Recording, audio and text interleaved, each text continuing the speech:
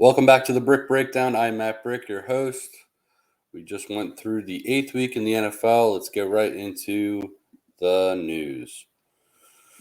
Last night, while people were sleeping, I was up. Fortunately, the Las Vegas Raiders fired Josh McDaniels, their head coach, and David Ziegler, their GM. I think that's how it's pronounced. Their linebacker coach, Antonio Pierce, is set to be the interim head coach. I feel like this has been kind of just waiting to happen, and I think the Raiders just said, "All right, let's do it," and that's what they did. Josh McDaniels clearly is not a head coach for this league.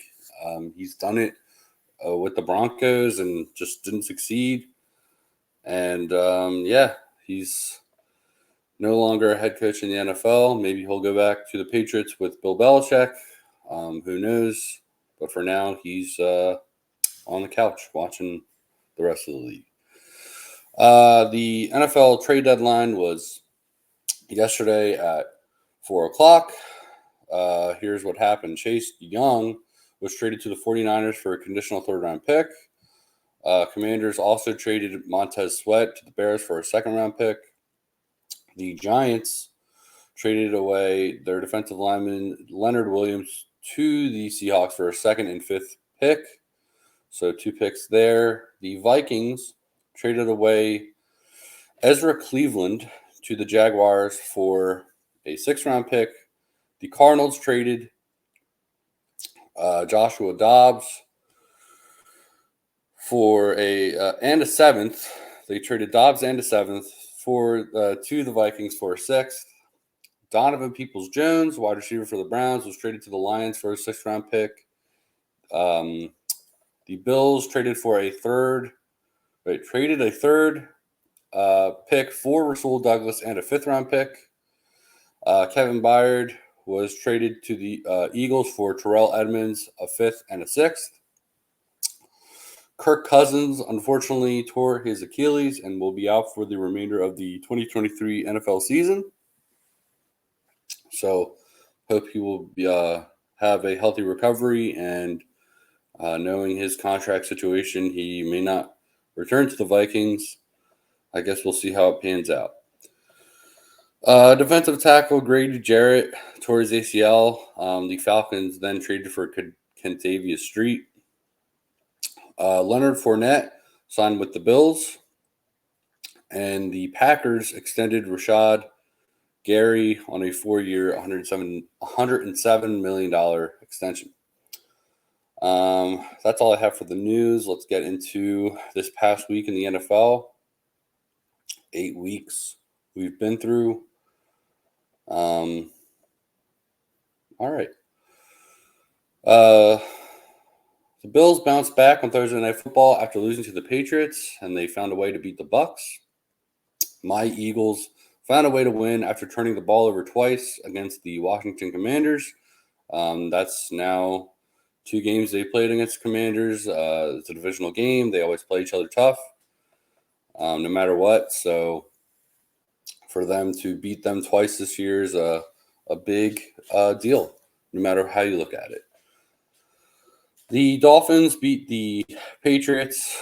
Tua is now 6-0 against Bill Belichick, which is a very impressive stat. Congratulations to him.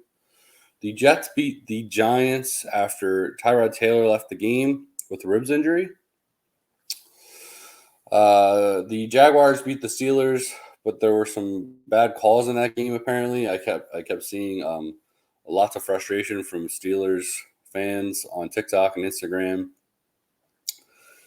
Yeah, I didn't catch a lot of that game, but to my understanding, Mike Tomlin was not happy on the sideline. Players were posting obvious blatant calls that weren't called. So yeah, I can understand the frustration for the Steelers there. No one thought Will Levis would have a rookie debut that would be 19 for 29, 238 yards, and 4 touchdowns. Levis found a way to beat the Atlanta Falcons. The Panthers got their first win of the year against the Texans which is their first win in the Bryce Young era. Congratulations to him and the Panthers. The Cowboys absolutely embarrassed the Rams. Yes, Matthew Stafford's thumb injury does seem obvious, and I don't know if they'll bring in another quarterback or not, but Stafford's thumb needs to, get better as soon as possible for them to win some football games. After losing Kirk Cousins in the fourth quarter against the Packers, Jaron Hall, the rookie quarterback, finished the game and won. So congratulations to him for winning his first game where he actually was in the football game. The Saints beat the Colts. I didn't catch a lot of that game, but I know that the Saints won. So congratulations to them. Seahawks came back at the end of the fourth quarter to beat the Browns with a touchdown to Jackson Smith and Jigba. That was a back-to-back, shootout of a game, so that was pretty cool to see it end like that. The Ravens beat the Cardinals. It looked like the Ravens were up for a good amount of that game, and the last few scores for the Cardinals may have been just some garbage time, but the Ravens improved. The Broncos ended a 16-game losing streak against the Chiefs and won 24-9. Congratulations to the Denver Broncos. That was a great game to watch. And, they just played better football. Simple. The Bengals played a great game and beat the 49ers 31-17. The 49ers have now lost 3 in a row. Yes, they still have Deebo Samuel out. And hopefully he gets back soon. Plus, they also just traded for Chase Young. So hopefully things can, work out. The Chargers beat the Bears on Sunday Night Football 30-13. No Justin Fields in that game. So there you go. The Lions bounced back after getting completely exposed by the Ravens and beat the Raiders 26-14 on Monday Night Football. That's basically the review of Week 8. Now we go into my fantasy football teams on the year so far. In my dynasty team, I'm 2-6, which is horrible. I'm now 11th in place right now, which means I'm going to have the second pick as of right now. Hopefully I can win a couple more games and see what happens. If not, I'm going to be playing for draft picks. In my big money league, I'm 3-5, which isn't ideal. But I feel like I still have somewhat of hopes to get into the playoffs, maybe. I don't know. We'll see. Luckily, in my league, where I'm the commissioner, I'm 5-3. So I'm happy to be 5-3. I have a great shots of making the playoffs in that league, so not worried about that. But it's been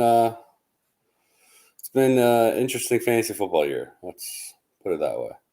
Let's go straight into the Week 9 predictions. So apparently I'm 73-49 on the picks I made this past offseason in the summer, and which is 84.4%, which is actually pretty good. Was not expecting that to be that good at this point of the year.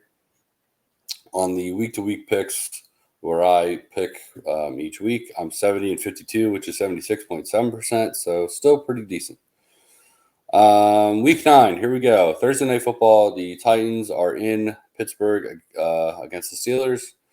I'm going with the Titans here. I feel like the way Will Levis looked, I might as well. He looked great. And I don't know how Pittsburgh is going to be able to stop it. So I'm going with the Titans. The game of the year, which is in Germany, which is horrible and a disgrace. The Dolphins and Chiefs game in Germany. This is a great game. I think it'll be a close game. Will not be surprised if the Dolphins find a way to win. I mean, I'm taking the Chiefs because I just don't see how the Chiefs are going to lose 2 in a row. But it would be really cool and really awesome to see the Dolphins win. I hope they do win. I hope I'm wrong. The Vikings are in Atlanta against the Falcons. I'm going to go with the Falcons here. This one's going to be interesting because we now have Jaron Hall and Taylor Heineke was announced as the starting quarterback for the Falcons, not Desmond Ridder. So it's kind of just going to be like who's the better quarterback, I guess. And I'm going with the Falcons. Yeah, I guess we'll see. I don't know.